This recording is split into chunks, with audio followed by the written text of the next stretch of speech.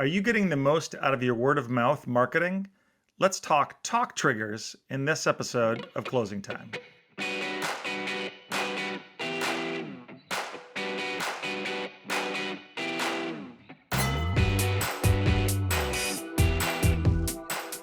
Hi, I'm Chip House, CMO at Insightly. This is Closing Time, the show for go-to-market leaders, and I'm joined today by Jay Baer. Jay has been called the world's most inspirational customer experience and marketing keynote speaker. He's the author of 6 best-selling books, a 7th-generation entrepreneur, and the founder of 5 multi-million-dollar companies. Plus, he's a certified tequila sommelier and a lover of all things plaid. Welcome, Jay. Chip, thanks very much. Are we talking about tequila in this episode of Closing Time? It would go with talk triggers. The alliteration there with tequila would work well, Jay, but I'm afraid we are not. Okay. Maybe for a future Tune in for a episode. future episode where we'll be talking about tequila here on Closing Time from Insightly. Exactly. So let's get into talk triggers, though, Yeah. Jay. So what do you mean by talk triggers? You wrote a book on it. I did. So here's the thing. The single greatest way to grow any business is for your customers to do that growing for you. This has been true since the first caveman sold an arrowhead to another caveman. It is still true today. Advertising certainly has its place, but advertising is a tax paid by the unremarkable. Many of the best companies in the world, most successful companies in the world, advertise the least because their customers do that job for them. And if you want to get your customers talking about you, talking about your products and services, which makes your job as a go-to-market expert a lot easier, the best way to do that is to actually give your customers something to talk about. Because, Chip, one of the huge mistakes that businesses typically make, and this has been true for generations of business people, is we convince ourselves incorrectly that competency will create conversation. That if we run a good business, our customers will notice that and they'll talk about it, but they don't. Nobody talks about competency because that's what they're paying for you to do. Chip, let me tell you a story about this experience I had last night. It was perfectly adequate. Nobody ever says that because it's not actually a story. So a talk trigger is an operational choice that you make in your business that is designed to create conversations. And so can you give me another example? Like if I'm in marketing, what are some of the other things that I'd want to think about to kind of create the desire for my customers to mention me to Yeah. other people? You know, the one of the examples that I'm familiar with, I read a lot of marketing books, Mhm. is Seth Godin as well, right? Talks Mhm. about purple cow, right? Yep. Nobody comments if they saw a brown cow, but if they saw a purple cow, they'd tell people about it. What other Absolutely. things can we think about? And the reason that's true is that all human beings, all around the world, are wired psychologically in the same way. We are wired to discuss things that are different and ignore things that are average. That's the purple cow effect. We can't help ourselves. So if you're going to do something in the operations of your business that your customers will then tell their friends about proactively, that thing you do has to be something that your customer doesn't expect. It has to be outside the frame of their anticipated operational circumstances, right? So it's got to be something different. Now, that doesn't mean it has to be wacky or frivolous or bizarre in some way. And in fact, oftentimes when you try to create word of mouth with something that's frivolous or wacky or bizarre, it doesn't work because the customer's like, I don't really get this. Why did Chip rent an elephant and march it down the main street of Minneapolis with a banner on it that says Insightly? Like, I don't understand why it's an elephant, right? It creates too much dissonance in your mind. It has to make sense, but still be different. So there has to be context, so there has to be uniqueness for your brand or for how you're going to market, but it has to have context in the buyer's head. Can I give you an example? Yeah. So there's 5 different types of talk triggers, five ways that you can execute on this word of mouth strategy. And it's incredibly important that marketing and sales and operations and customer service, the entirety of the organization has to be aligned around this. Because if they're not, then marketing is going to do a thing, and then a prospect mentions it to a salesperson, like, what are you talking about? It just, the whole thing falls apart. So this really has to be a company-wide effort to lean into word of mouth. One of the most famous examples of a talk trigger is from DoubleTree Hotels, Chip. Now, you may remember, many people remember, that DoubleTree Hotels famously gives each guest at each hotel a warm chocolate chip cookie when they check into the hotel. Each and every DoubleTree hotel worldwide has a cookie making oven in the hotel right at the front desk, and you check in and they reach behind them, get a warm cookie, put it in a paper sleeve, hand it to you. The hand-to-hand pass is the brand standard, and there are millions of mentions of these cookies all around social media, ratings and review sites. So I actually partnered with Hilton when I wrote the book, and they allowed us to do a research project where we surveyed actual DoubleTree guests. And we discovered that 33%, fully 1/3 of their customers, have told somebody else a story about the cookie. A third, 1 in 3 guests. Before the pandemic, I don't know what the numbers are now, but before the pandemic, they were handing out 75,000 cookies a day. A day. So if a third of those are a story, that's 25,000 customer stories a day. Companion point, Chip. DoubleTree spends less on marketing and advertising than any other hotel brand at that price point, because the customers do the advertising for them. They make it so much easier to extract revenue because the customers are out there proactively telling the story. And every business can do this. And as a salesperson in particular, I would be stoked if my company had a talk trigger, because it makes my job so much simpler. That's incredible. And I'm sure it's maybe difficult to sell to the CFO on the front end because they see it as an expensive creating cookies, right?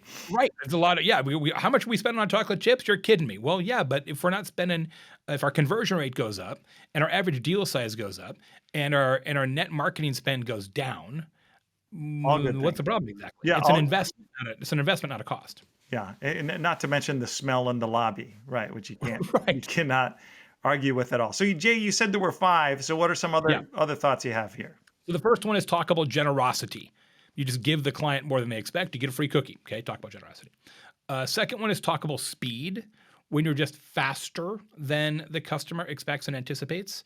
There is an accounting firm not far from me in Indianapolis that responds to all their clients within 5 minutes. 5-minute response time from an accounting firm, which is like, unheard of.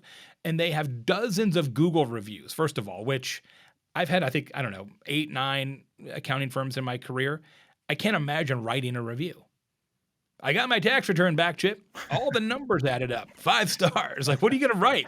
But they've got tons of Google reviews for an accounting firm, and almost every review mentions that they're faster than customers expect. So that's the second one, Talkable Speed. Super cool. And that, I would never think of that, but it's, if you're, like you said, if you're an accounting firm, if you're a law firm, Yep. differentiating on something sort of unexpected Right. creates an unusual, remarkable experience. That's it. That's it. You're not going to differentiate on math. It's an accounting firm, right? So it's got to be something else. Third one is Talkable Usefulness, where you just provide more value than the customer expects, usually informational value or helpfulness. That's one works there. There's a great one. There's a beanbag company, right? Joe's Beanbags, and they sell giant beanbags and beanbag chairs. Cool, interesting to be in the beanbag business, and it's an e-commerce beanbag business. So you go on their website and they send it to your house, and it's this giant box. It's a big beanbag, right? It's like a refrigerator box. So here's their talk trigger, Chip. The box itself, it's like scored and there's little instructions. Like click, click, click. The giant cardboard box becomes a play castle for your kids in like 30 seconds. No kidding. And it's amazing, right? If you go in social media, you'll see all of these parents like, yeah, frankly, nobody cares about the beanbag, but the kids sure do love this castle, right? And it is so smart. They're shipping the box anyway. talkably useful. There's something about boxes. The kids will always play with the box rather than the toy Tell you what, itself. It's just, we should be doing this. We should be doing this show in a beanbag. That's next episode. Fourth one is Talkable Empathy. Talkable Empathy is when you just display more kindness, humanity, warmth than customers expect. A good example of that one, I think you know this brand, Chip, is Chewy.com, you the bet. pet supply company, right? They sell pet supplies. Like people have been doing that forever. Like, so what? But they do it with such incredible care. They send all kinds of oil paintings to customers whose pets have perished, and it's a level of comfort and solace and humanity that you just don't see in companies, and it powers their growth. I mean, they're up $600 million of growth in the last 6 quarters or something insane like that. And it's just, do they have better dog food? No. Do they have cheaper dog food? No. It's just they reach people on a human level in a way that creates stories, and that creates revenue. And the last one, which I love for salespeople, is Talkable Attitude.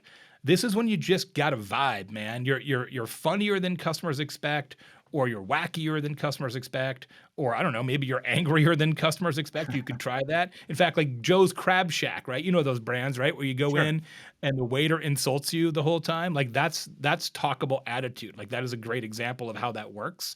But as an individual, a go-to-market person, you could actually use that. You could create sort of a character, if you will, for your interactions with clients and make it really unusual and memorable. And that could most definitely work. For example, Chip, you're a very accomplished musician. I know that because I've known you for a long time, and maybe some Closing Time viewers know that, and some Insightly customers know that. But if I were you, I would be leaning into that more. This is why I have a whole TikTok account and an Instagram account all about tequila, because that's my thing. And yes, people know that I'm a marketing and customer experience expert, but they probably ask me more questions about tequila than they ask me about marketing and customer experience, right? It's Talkable Attitude. Yeah, I love that. And the cool thing about you sort of volunteering that personal thing about yourself, Jay, is because it makes you more interesting, it makes you more remarkable, and it makes you more authentic, right? If there's ways that individuals on a go-to-market team can do that, that's super compelling. In addition to just whatever the brand is doing, right? Yeah, and there's a lot of things that happen in a go-to-market organization, Chip, that are so anti-talk trigger, right? It's B2B doesn't mean boring to boring, but geez, you'd think it did, because talk triggers in B2B work so well because nobody ever has the guts to try them, right? So somebody asked me the other day, it's a consulting firm, they said, Jay, well, how can we have a talk trigger, right? We're a virtual consulting firm. We don't see our clients in person. What can we do? And I said, well, when you pitch a new business, how do you do that? Well, we write a proposal and we make a PDF and we send the PDF. How do you do that? Via email. I'm like, well, that's what the client expects. That's what everybody does. That is ipso facto not a story. Oh, I got a PDF via email. Let me tell you a story about that, said nobody in the history of the world. But what if, Chip, you took your proposal and you called up a bakery nearby the office of the company that you're trying to sell to, and you sent them a picture of the proposal. They then, using one of those frosting machines, put a sheet cake, and the frosting of the sheet cake looks like the cover of your proposal. Then you had them print out the actual proposal, put it in a plastic sleeve, put the proposal in the plastic sleeve underneath the sheet cake, and then have it delivered to the office of your prospect, such that the only way your prospect could access your proposal is to eat an entire sheet cake. Now, that would cost $100, and it would create stories for a lifetime. One of the reasons companies don't get into word of mouth is because they're too damn lazy. Yeah. Jay, I like that you commented on my love for music, right? I'll be writing a blog at some point on why I think drummers are the best marketers in the world. So I can't wait for that. Good. But Jay, any final thoughts for us? Look, every single business can do this. Every single go-to-market team can do this. Every single individual sales leader or salesperson can do this. You just have to understand, what does your customer or prospect expect? and then do just one thing they don't expect and do it consistently. Great advice, everyone, from Jay Baer. Jay, thanks for joining us. My pleasure.